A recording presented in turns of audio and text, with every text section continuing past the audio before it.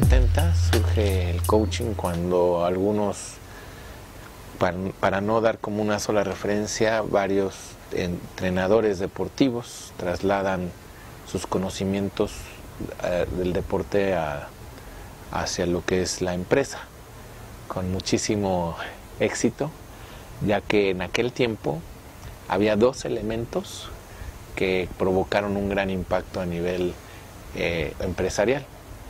Y hoy por hoy son como muy conocidos, hasta trillados, pero en los años 70, no, cuando el atleta daba lo mejor de sí y trabajaba en equipo. Esto lograba récords y medallas. Y estos elementos que pues podemos entender en el deporte como muy lógicos, en la empresa en aquel tiempo pues fue un boom, porque la mentalidad era hacia otro sentido, el sistema de trabajo era hacia la gestión de un jefe que decía qué hay que hacer y cómo hay que hacerlo y cuándo hay que hacerlo.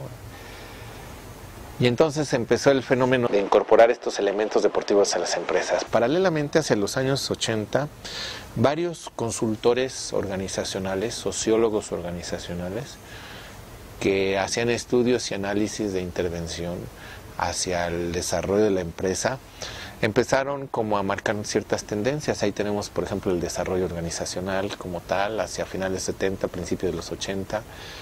Y consultores, tal vez vamos a llamarles como estrellas o sociólogos, empezaron a ver que había una modalidad de intervención en la empresa distinta y que podía surgir de ahí una nueva propuesta, que cuando empezaron a integrar estos modelos deportivos, empezaron a incorporar elementos del deporte, elementos del humanismo, de la programación neurolingüística, bueno, del enfoque centrado en la persona,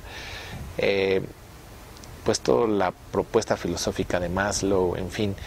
Y estos grandes consultores, a su estilo particular de intervenir en las empresas, le empezaron a poner un nombre. Vamos a pensar en Rafael Echeverría, le empezó a llamar coaching ontológico, ¿no? Joseph O'Connor, coaching con PNL. Michael Hall, coaching neurosemántico. Entonces, fueron como tres elementos. Uno, cuando el deporte de la empresa. Dos, cuando estos consultores integran elementos del humanismo, de la psicología organizacional y conductual a su propia propuesta filosófica, sociológica de intervención. Y finalmente muchos pues se dieron cuenta que no era suficiente ponerle a los grandes asesores al ejecutivo. Se dieron cuenta que si tenían grandes asesores, las grandes herramientas, algo pasaba adentro que no le permitía tomar decisiones, que no le permitía actuar. Entonces buscaron la manera de entrar a ese mundo interno. Esto empezó hacia los años entre el 82 y el 87, ya la figura del coaching y del coach empezó a tener mayor formalidad. Entonces sí, efectivamente muchos decían que esto ya lo hacían antes y que a partir de los 90, en Estados Unidos ya se empezaron a realizar estas certificaciones, a partir del 95, 98 en Latinoamérica y en Europa paralelamente.